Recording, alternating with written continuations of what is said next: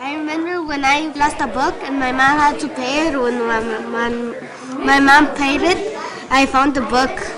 My mom was mad. Wait, one of my friends lost her diary and one of the kids were Anya didn't live in the storefront, and I feel her mother treated her like crap. She was always yelling at her. She was scared to even talk to her mother about anything. That's what I'm saying. Just because it doesn't really depend on where you live. If you have a broken home, you have a broken home. She wanted to go home, and she wanted to be with her mom, and she wanted her mom to hug her, and she felt like, I'm going through all this, and here my mom hasn't even noticed. She's not even paying attention to me, that I'm in need of a hug, that I need a kiss. So, and her mother would just turn her back in disgust. It was like, oh my God, I can't believe you're my daughter. You're doing she only did all this to get back at her mother, because she didn't start out like that. She did all that. One of the things that lifelong readers do is gather in book clubs, in church basements, in the back rooms of bookstores, and in friends' living rooms to talk about books that they love. What we're trying to do here is to bring that simple, sweet, pure, innocent literacy structure into the public schools. One way to define literature circles is to think of them simply as kid-led small book discussion groups. This part looks cool because it looks like she's shooting an arrow through here. In my book, Literature Circles, Voice and Choice in the Student-Centered Classroom, I talk about all the planning, materials, and management that teachers need to get student-led book clubs going in their classrooms. But no book can quite convey the spirit, the flavor of literature circles in action. So that's what this tape is for. To show the interaction, the thinking, the reflection, and the productive social energy these groups can unleash. What was your most favorite part? Your most favorite part? I remember, let me see. In Olga Marquez's third grade classroom at Water School in Chicago, the kids have been doing literature circles for several months. Some of them reading books in English, and some of them reading books in Spanish. A mí me gustó la página 25.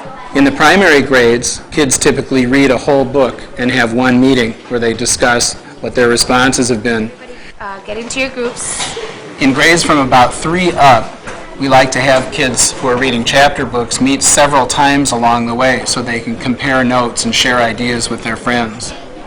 If you were Zoe, what would you have done? I would have told the truth because when I say do something bad and I tell like a lie to get out of it or something, I have this big bubble in here somewhere that I want to tell the truth, but when I tell the truth, my mom don't tell me she's very upset or something. But I don't have that bubble anymore because I feel relieved that I don't have that guilt in there about lying. I think she's right because you don't gotta lie to be a popular or an honest guy. You just gotta say the truth, not lie to people. I think it's very good to tell the truth because if you lie, they'll never believe you. One of the most important features of literature circles is writing. When kids have finished reading a section of a book at home or in school, we ask them to stop before their responses and feelings and ideas and images fade away and write down their responses or make a drawing that captures the place that book has taken them. His teacher And then we ask them to bring that writing to the group when it next meets as a way of spurring conversation and starting things up again if the conversation lags. There are 3 kinds of writing that we often like to have kids do in literature circles. One of them is called roll sheets, which is a temporary set of training devices that we can use to help kids capture their responses while they're reading and prepare for their next group meeting. Usually we discard those roll sheets very promptly and move kids into an open-ended journal so that after they've read a section of a book, finished a novel, they stop and jot in their journal associations, feelings, connections, doodles, pictures, and they bring that journal to their group, and that journal supports the work of the discussion. Another kind of writing we use in literature circles is sticky notes. We ask kids while they're reading, or immediately after they've been reading, to put those notes right on the page of the book where they've noticed something they want to share with their group when they return to their literature circle. And we're happy when we see kids come through the classroom door with 6 or 8 or 10 sticky notes hanging out of the edge of their novel. When training kids to do literature circles, it's very important to stop at the end of each reading and discussing section and debrief how the process went. Literature circles. Marina? And here we see Olga Marquez taking her class through that process. Hector and Jesus and Luis used to change the subject every time we asked anything.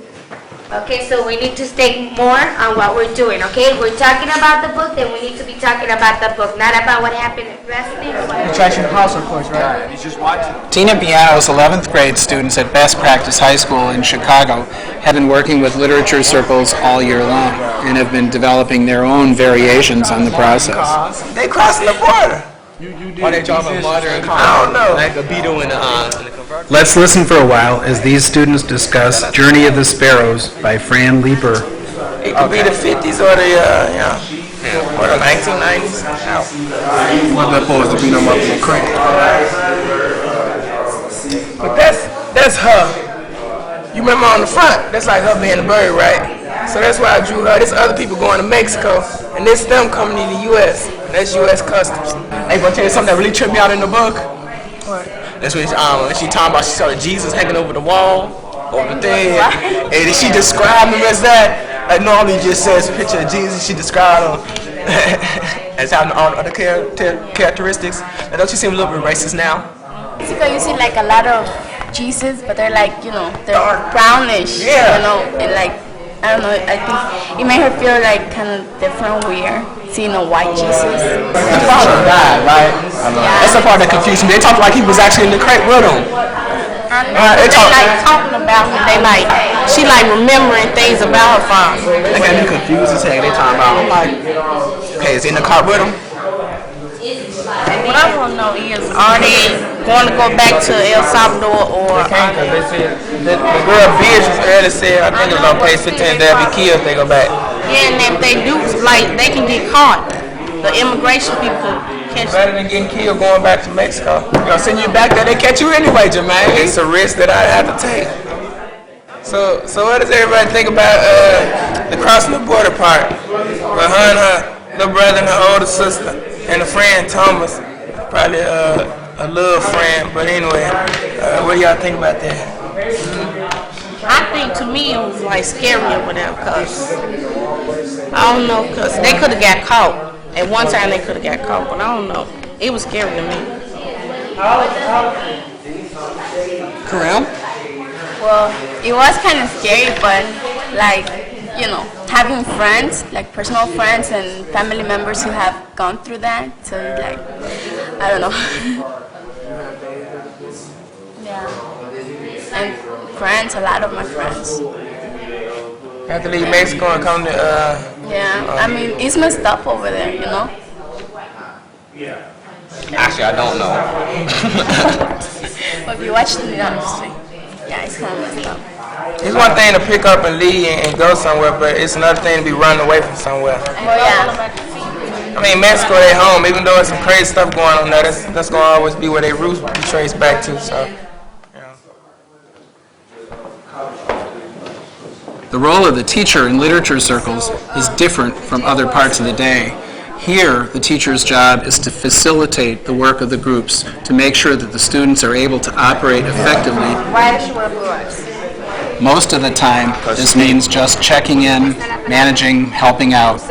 If a group struggles, the teacher may decide to sit down, listen to the conversation, prod the discussion, even donate a question, but then promptly go away and leave the students to their own discussion once again.